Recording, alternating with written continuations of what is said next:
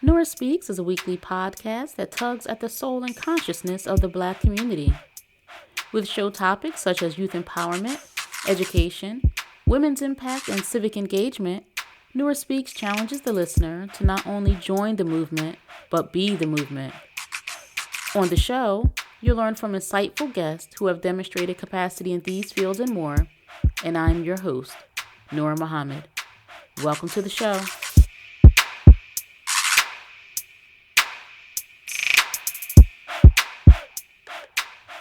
Welcome to another episode of the Nora Speaks podcast. It is always a privilege and a pleasure to be with you each week to share ideas and insights, to talk about current events and those issues that are relevant to our community. As you hear in the opening, the intention of the Nora Speaks podcast is to tug at the soul and consciousness of the Black community, and it is a responsibility that I do not take lightly. It is necessary, and I've found that I have been afforded so many opportunities to speak to people, to speak with our young people, to share information in so many different avenues. And it is a pleasure that I have this platform, the Nora Speaks podcast, where I can even broaden that message and reach even more people. And it's as I said, it's a responsibility that I take very, very seriously, and I strive very hard with this podcast to be timely, to be relevant, and to produce a show that does not have vanity. I believe that vanity often is in the way, and I know that ego needs to be suppressed when the intention is to uplift, to inform, to enlighten others, and not to be self-aggrandizing. So it is a check that I keep on myself with this show. It's a check that I encourage others to have with themselves as they may be producing content and services and goods that other people need, to do our best to keep ego out of the way and think about what it is the people need.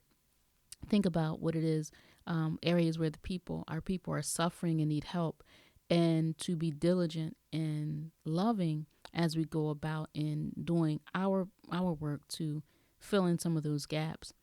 And as we are still in the midst of the COVID-19, the coronavirus, I wanted to just jump on the microphone and talk to our community about what we need to do to create a lifestyle or create conditions so that when these emergencies come, we don't find ourselves in such vulnerable positions.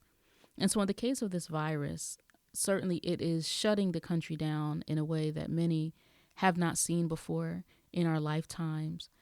But it's attacking, this virus is attacking those who are in a state of compromised health. And, in other countries like Italy, we see where the majority of those who have been impacted were those who had other medical conditions, comorbidities like high blood pressure, heart disease, diabetes, cancer. However, as we survey our own community, we have people in their 30s, in their 40s, in their 20s, dealing with many of these precursors or preconditions that can leave one extremely vulnerable when exposed or when contracting this virus. Again, not to say that those who do not have those conditions, they won't be made ill by this. There are some folks who have contracted this virus who are asymptomatic, and there are some who are symptomatic. And there are some who have succumbed to this virus who had no other apparent medical conditions.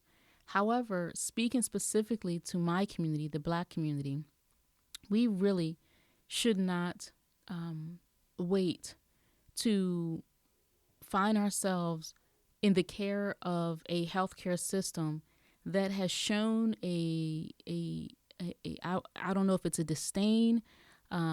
They've shown that they are not treating Black people, and we see this with the mortality rate of Black women, regardless of regardless of income status or educational attainment.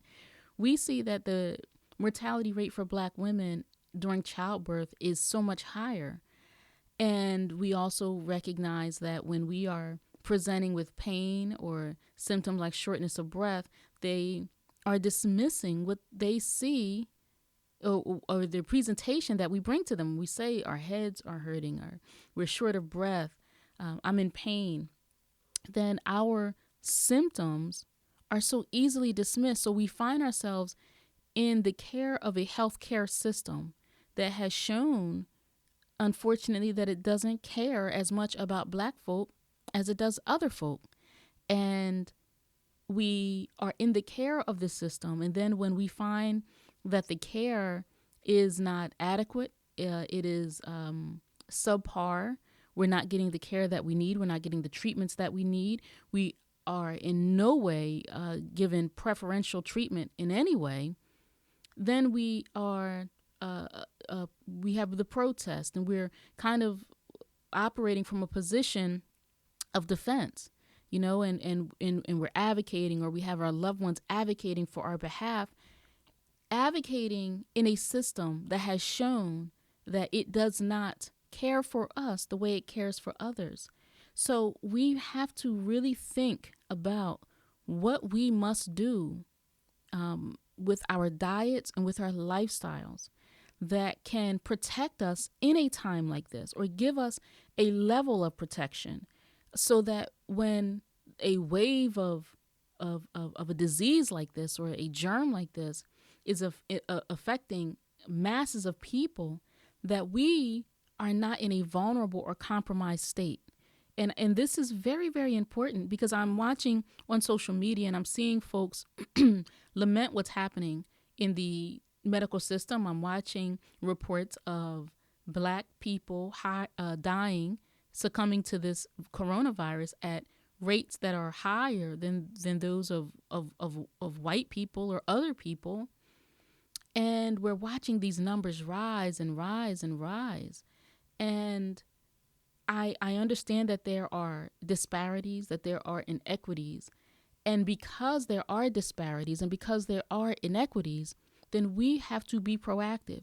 When we know that there's going to be an inequitable system, when I or you have to go into the hospital or receive medical treatment, then we should do everything that we can to avoid needing medical treatment.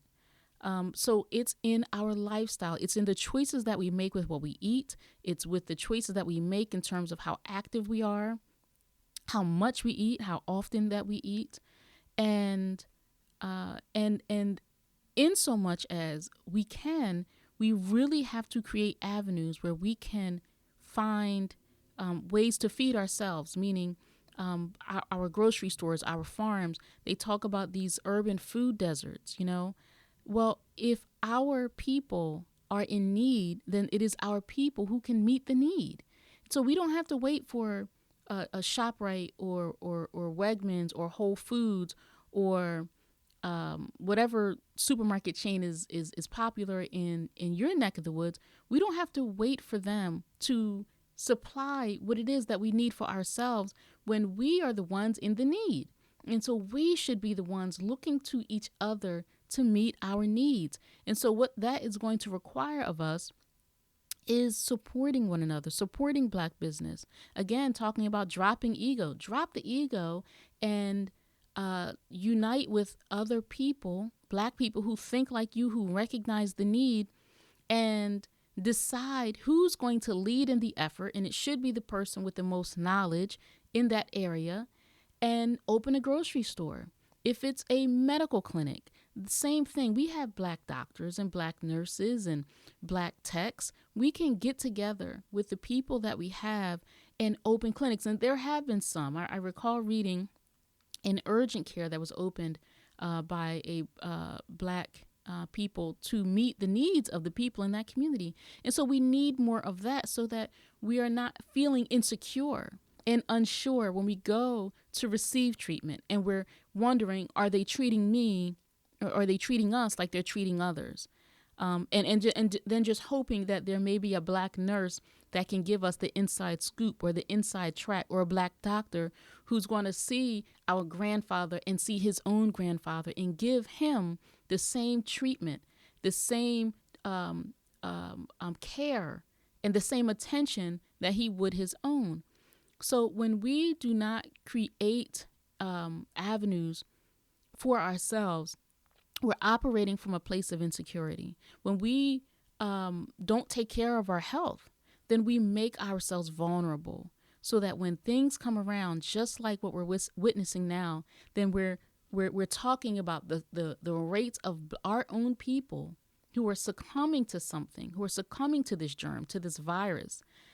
And we're calling the hospitals and we're posting on social media, talking about the inequities that our loved ones are receiving.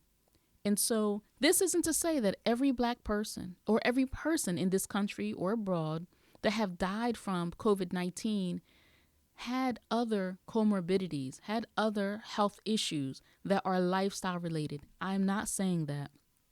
But what I am saying is that improving our lifestyle, improving our diet, improving our health, specifically lowering our blood pressure, having a healthy body mass index, getting our blood sugar under control, living a lifestyle that does not promote heart disease. There's so much that we can do actively that does not require a pill to cure.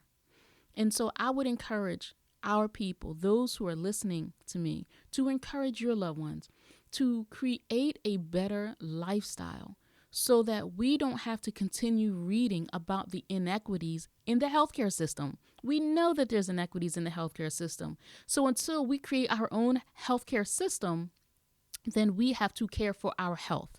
And we have to do it in a very proactive, serious manner. Because here they're talking about doing experiments on poor Africans. I mean, this is insane, you know? And so I see where there are black people who are putting on social media talking about we're one race, we're the human race.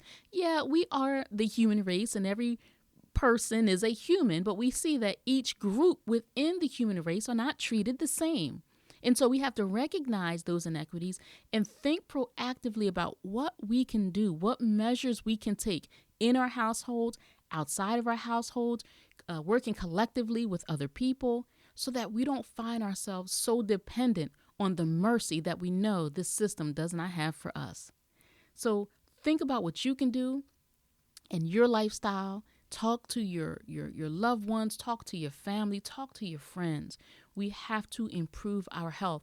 And there's so much that we can do actively ourselves so that we are not in a vulnerable state where we find ourselves at the mercy of a system that has no mercy for us. I'm interested in your thoughts. I hope that you are following the national guidelines, the guidelines in your state.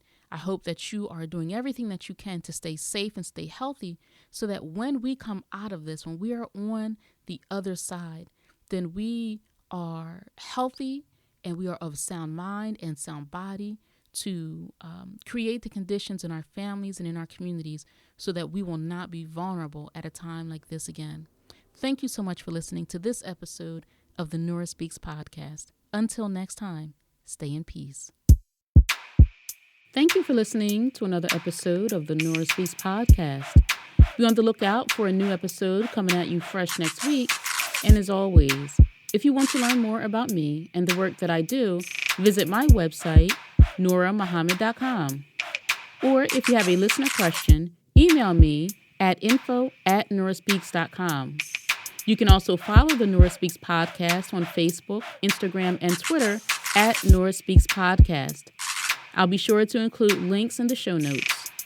If this show has value to you, please subscribe, rate, and review, and share it with family and friends. And be sure to check out previous episodes. And remember, don't just join the movement, be the movement. Stay in peace.